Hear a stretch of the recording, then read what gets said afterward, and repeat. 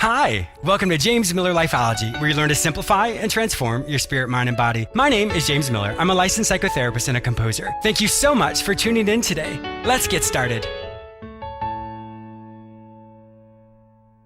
Did you know that on jamesmillerlifeology.com, you can enroll in the academy I created for listeners just like you?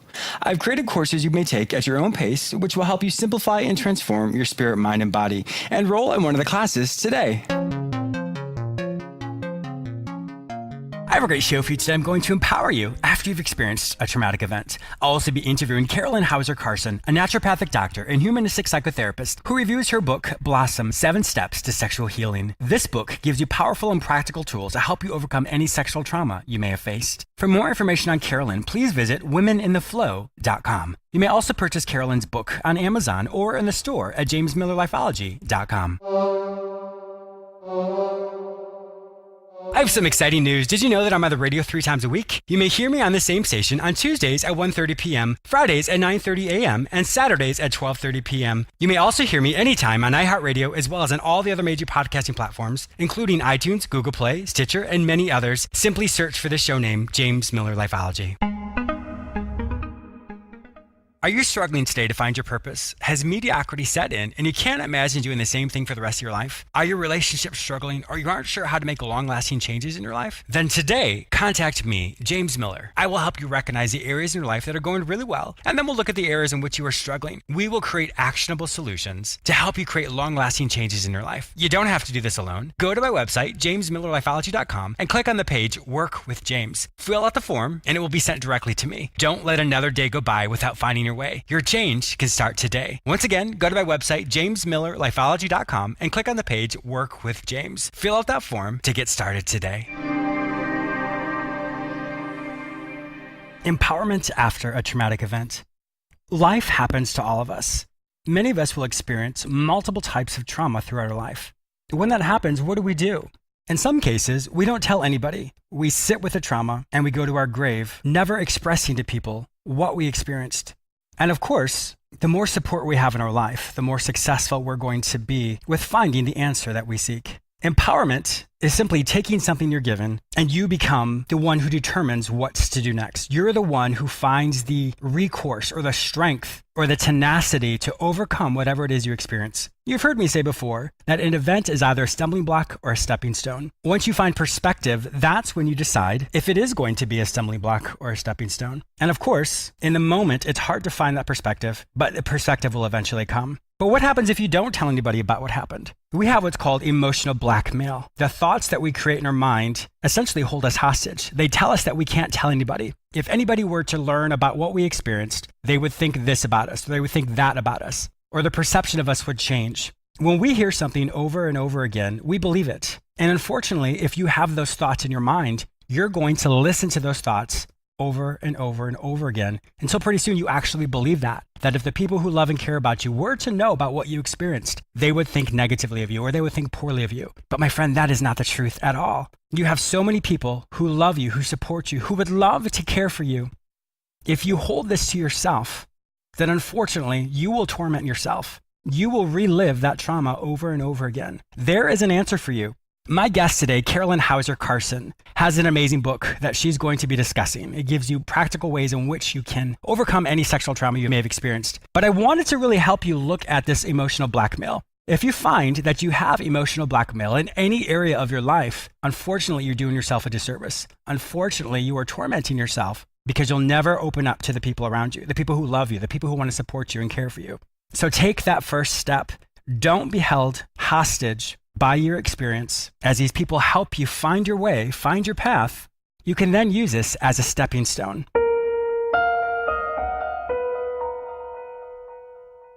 A quick example of one of the courses you'll find in the Academy entitled When All Hell Breaks Loose. We've all experienced those times when nothing seems to go right. This class will specifically train you how to process the event, regroup, and use what was thought as a stumbling block and turn it into a stepping stone. Enroll in the class today. Carolin Hauser-Carson is a German-trained neuropathic doctor, humanistic psychotherapist, family constellations facilitator, and is the author of the book, Blossom, 7 Steps to Sexual Healing. Carolin is an international speaker and teacher on the subjects of spirituality, healing, and women's empowerment for almost 2 decades. Carolin combines her knowledge to help women and brave men to create love-filled lives that flow with a sense of ease and amazing results. Her work is based on the intersection of where the human body and experience meets the past and even the ancestral trauma, and shows how each individual's authentic and true self is the source of one's own good. Welcome to my show, Carolin. Thanks for having me. Happy to be here. Yes, I'm really looking forward to this. You know, so much has happened in the world today with the Me Too movement, and so many people, men and women, are finding the empowerment and the platform on which to say enough is enough. So your interview is very relevant today, so I really can't wait to just jump right into it. Thanks. Now, you started out in life. Unfortunately, you are able to be a part of the Me Too movement yourself. Would you give us a little bit of your backstory, and then we'll jump into your expertise? Yeah, so for me, I actually didn't realize that I was sexually abused as a child till in my 30s. Mm-hmm. I had gone to eating disorders and sexual molestation in my teenage years. And I was suffering from eating disorders for over 10 years and was really, had almost given up when I found a modality called family constellations, which is also what I do now. Sure. That really helped me heal. And so in my early 20s, then I shared my story of healing from the eating disorders with a friend, and he said, "Oh my God, if you've been able to heal yourself, you have to learn this." And so I spent my entire 20s, when other people go to college and party, I spend it at like retreat centers. And, that's great. That is great. And obviously it worked. Primal scream groups and all kinds of stuff, working on myself. And my mom would always say, "Oh my God, when are you going to start? Like, how are you going to make money? You can't wait tables for the rest of your life." And I'm like, "Mother, it's going to pay off someday. Yes. I promise. Yes. So to make a long story short, by the time I was 30, I thought I had worked through everything. I was working with clients and life was good. I had my first child, which was I really wanted to have a child. And so I was very happy. And then with her turning 3, my daughter, I had a daughter first, my memories of early sexual abuse came back, and it really threw me for a hoop because, like I said, I thought I had worked through everything and I knew everything about myself.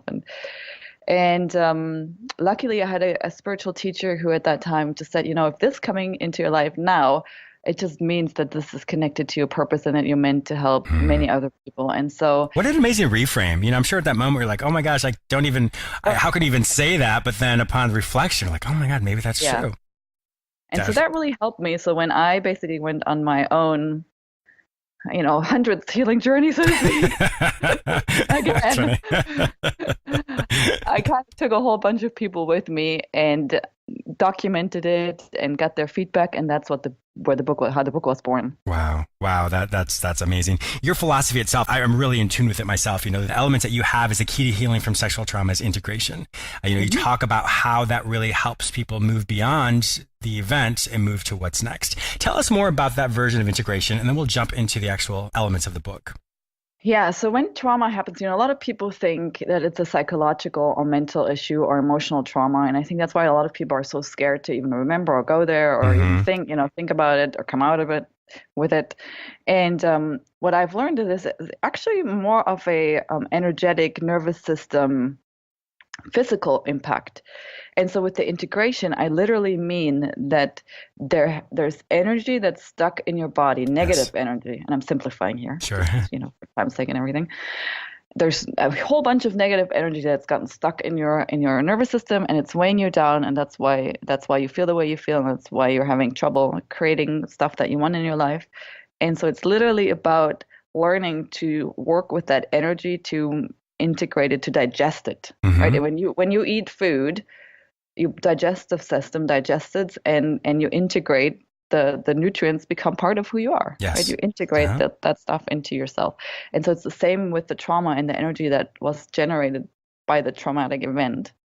And the body is a key instrument to doing so, really working with the body. And so the book and a lot of the work that I do is about helping people to learn how to use their body as an instrument for transmutation. Yeah, that's amazing. I mean, there's so many different modalities as well. For example, eye movement desensitization reprocessing. That's an element of removing that energy.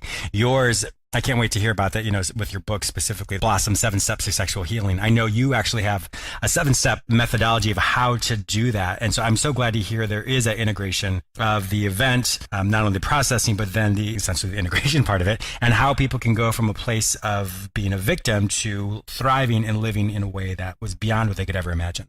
Exactly. Yeah. Well, let's jump right into that. So with, once again, the book Blossom, 7 Steps to Sexual Healing, Blossom is actually an acronym that you use to help people give step-by-step ways in which to overcome this. Why don't we jump into that? What does Blossom mean to you? So first, when I first knew I was going to write a book, the word blossom literally just appeared in my mind's eye and the book cover, and I didn't know what it meant. and then I've been like that before. There's 7 steps, and so the first step is really bringing your mind on board, which basically means letting your subconscious know what's going to happen, so that it will allow you to move forward and change, because the subconscious always wants to keep you safe, and then no one is safe, right? Even if it's the bad situation or the trauma, or it's what it knows. And so in order for you to move into a different paradigm, you have to be comfortable with, being in the unknown for a short period of time. And so you really have to bring that part of you that's protecting you on board. Otherwise, it's going to be very hard. Yeah, but I really that's, for some people, they maybe think that's very obvious, but the reality is it's not, because if one has been truly traumatized, then there is going to be this hypervigilance in every area of one's life, and not recognizing that if you're not on board with sitting with those emotions or feelings or thoughts, then yes, you can't fully begin the journey until you know you're safe. And I think that's such a very practical and powerful first step, that's for sure. Things. Yeah.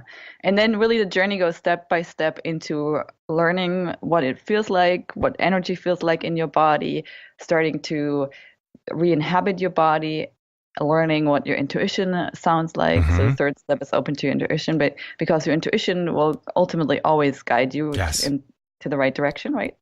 And so there's a way that you can know what it feels like and sounds like with no shadow of, with no doubt, basically. And I think that's so neat, because once, specifically if people have been traumatized as a child or just traumatized in general, there's usually, most people know their perpetrator.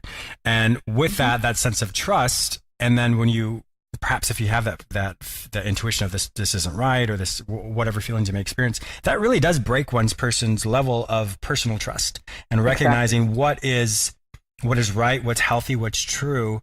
And especially if the abuse has happened multiple times, regardless, we just really second guess ourselves. And so that is so relevant and so powerful to learn to trust oneself, because usually that first level of intuition was always right, when the situation happened. And so learning that you've obviously, the person's done nothing wrong, but that whole element of, you're right, I can trust myself. Something feels off. Let me listen to that. So that's such an affirming, self-actualized, power that we have. And so I think it's going to be really incredible for people when they recognize that. It's so ingrained in us to override it, right? It's such deep programming, because I think especially for women, we've programmed ourselves to just say yes to everything just because we needed to survive. Maybe because we're the weaker gender in some sense, right? But it's very deeply ingrained in us that we have to say yes, even if we don't want to. Yeah. And so just even recognizing that that's happening is a huge step. Yes. And once again, I think it's incredibly empowering. I'm just excited to hear this, because I know many people, when they have the aha moment, it's really going to liberate them. Yeah. So what happens next? So they recognize the intuition, and then what are the other steps that go along with this? The fourth step is really seeing with the eyes of truth. And this is one of the most challenging things to talk about. And a lot of people get very upset when I say this. And so I'm learning to say it in a way that's non-inflammatory. It basically, and I just always share my own story. In my own case, seeing with the eyes of truth meant to see that actually that what happened has a gift in it. It certainly does. Yes. Right. And so it has to do with personal responsibility, that step, and taking personal responsibility, but not in a way where it means, oh, yeah, this is your part and it's your fault. And no, it's about, okay, so if I came here as a conscious creative being and I wanted to create something, how did this help me become that person? Yes. So taking responsibility for who you are and what you wanted to learn and who you're becoming because you're learning. Yeah, definitely. And I think it really goes along with that as well as in every situation there's a lesson. It's a blessing and a burden. And unfortunately, when a situation happens, as you would know, since you're a psychotherapist as well, there's what's called radical acceptance. Radical acceptance is essentially the situation has happened, you remove the feelings from it, and you look at the facts as they are. This has happened, and then what? Doesn't mean you agree with it, doesn't mean you appreciate it, doesn't mean any of that, but these are the facts. And so what do you do on the other side of it? Yeah. And so learning how to say, is this a stepping stone or a stumbling block? What am I going to do with this? And of course, there is that initial reactions of grief and loss and all that goes along with it. But then what? If I were to come up and startle you, of course you're going to be scared.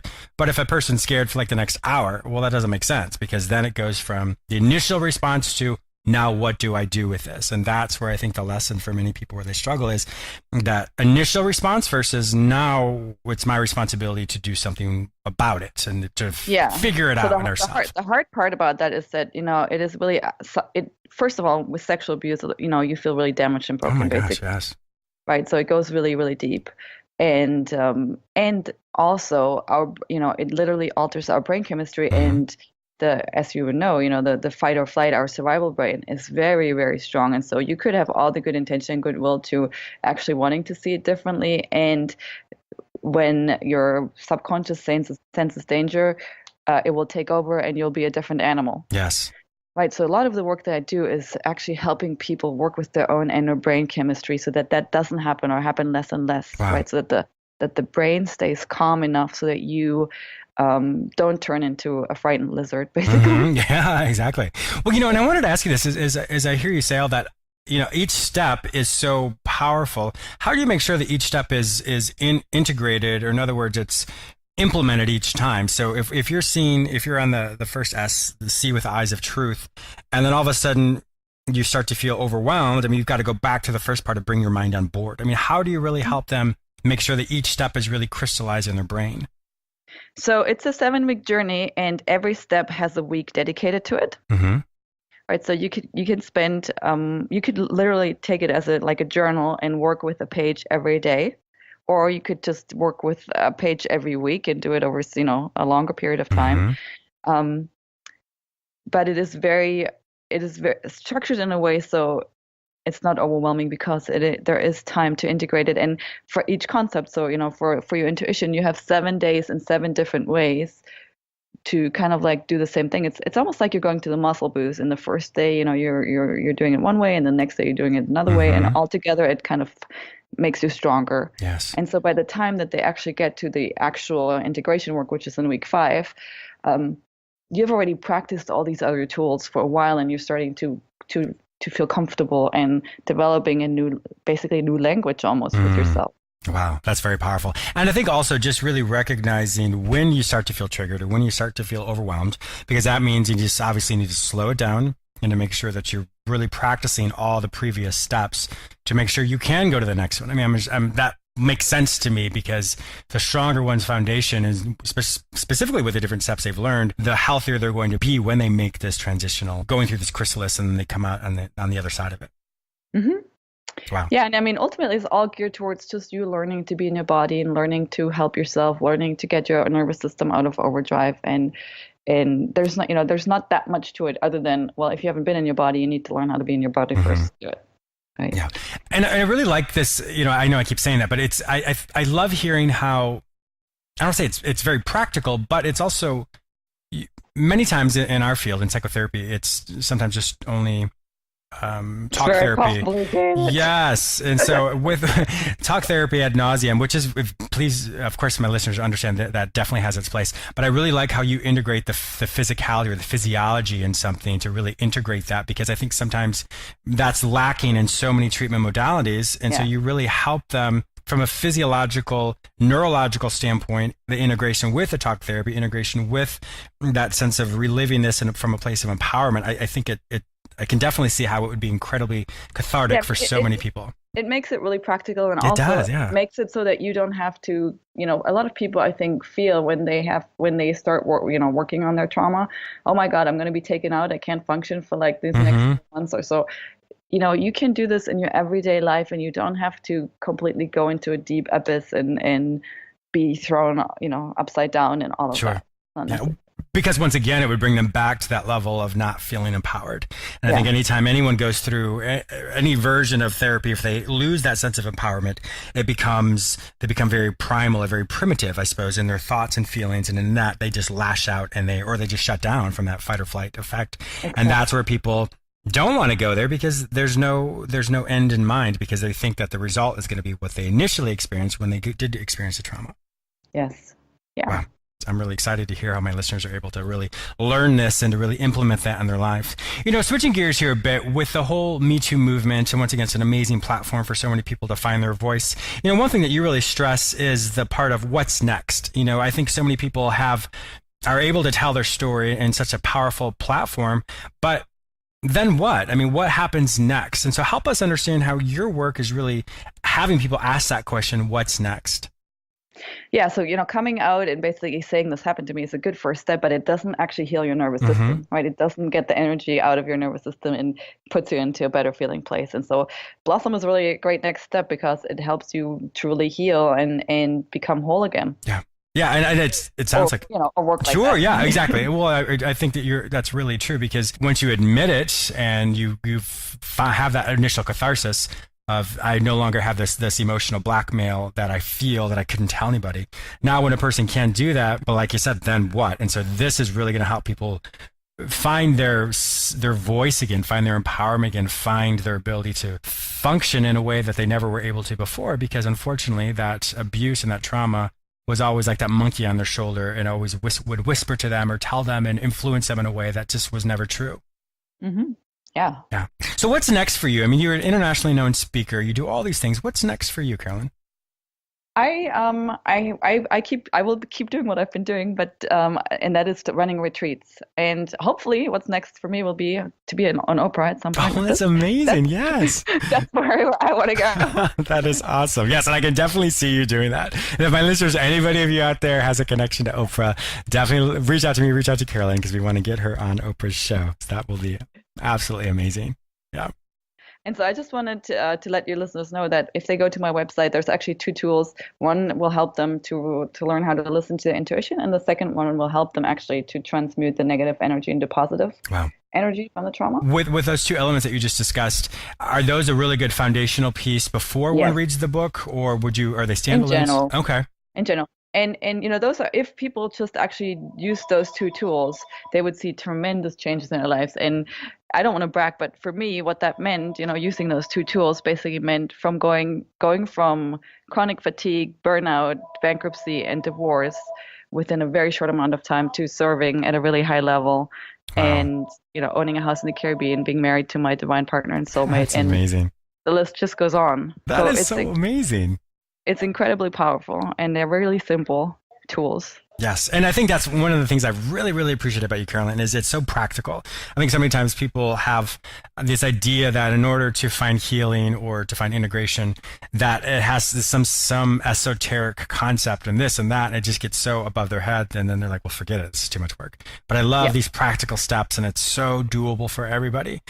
But I wanted to thank you once again for being a guest on my show. Definitely give us those links where these people can find your book and your website itself.